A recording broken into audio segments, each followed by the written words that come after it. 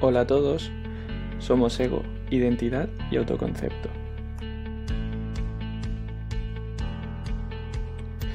¿Quiénes somos? Pues seríamos Eva, Iker, Raúl y Luana. Este es un proyecto a través del cual trataremos de analizar un concepto tan complejo como la identidad en todos aquellos aspectos que lo conforman y trabajando en profundidad cada uno de ellos. Todos entendemos la noción de identidad y autoconcepto. Sabemos lo que significan, lo empleamos en la comunicación cotidiana, sobre todo el de identidad. Pero si tuviéramos que explicar con claridad qué es identidad, ¿cómo lo haríamos?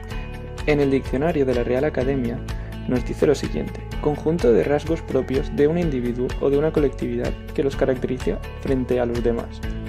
Según una conocida teoría llamada la teoría de la identidad social, desarrollada por Henri Tagfeld en la década de los 70, el autoconcepto se constituye de dos partes esenciales: la identidad personal y la identidad social. Nuestra identidad personal incluye variantes, tales como las características de la personalidad y otros rasgos que hacen a cada persona única. La identidad social, por su parte, incluye los grupos a los que pertenecemos, como la comunidad, la religión, hasta mismo dentro de la familia. El proyecto lo hemos desarrollado a partir del diagrama Ishikawa, una herramienta basada en los conceptos causa-efecto, una herramienta que nos ha permitido hacer una tormenta de ideas de forma sincrónica, que luego la hemos podido estructurar de manera ordenada.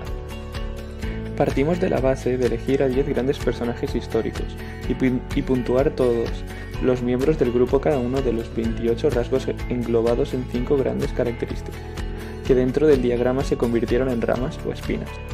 En un primer análisis del diagrama, podemos decir que nuestra disponibilidad heurística sobre la identidad da un mayor peso de esta a la imagen física con un 39,29%. En segundo lugar, tenemos las características psicológicas, con 6 ítems de 28 y un 21,43% del peso, seguido de los vínculos, ítems de 28 y un 17,86%. Por último, las características culturales tienen un 21,43% de incidencia, con 6 ítems de 28. Estos rasgos y características surgieron de varias preguntas que nos fuimos haciendo de manera reiterada. ¿Qué define una persona? ¿Qué podemos decir de una persona? ¿Qué hace que sintamos ser quienes somos? Nuestras conclusiones. A continuación, con las puntuaciones asignadas de 0 a 10, realizamos un tratamiento estadístico de datos que nos permite disponer de ciertas conclusiones previas. Media de opiniones, valores mínimo y máximo de 0 al 10, comparativa de características y rasgos entre personajes a priori extremos. Análisis del diagrama. En este análisis cuantitativo nos ha facilitado el posterior análisis cualitativo de los rasgos asociados a los personajes, lo cual nos ha confirmado la hipótesis de partida de que la identidad única o auténtica es prácticamente una utopía.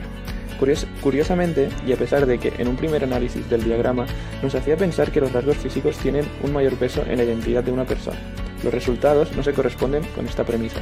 En ninguna de las identidades analizadas, las características físicas han sido el rasgo principal. Por otro lado, podemos concluir que las características de la identidad están repartidas de forma muy equitativa, alcanzando una diferencia no superior al 2%. A las reflexiones finales que hemos llegado son: no siempre el autoconcepto de mí mismo se corresponde exactamente con la identidad que la sociedad o los demás pueden tener de mí. En función del tipo de persona, unas características tendrán más valor que otras. En mi identidad, por ejemplo, las características más relevantes de un deportista serán las físicas, mientras que las de un líder espiritual serán las características psicológicas y los vínculos.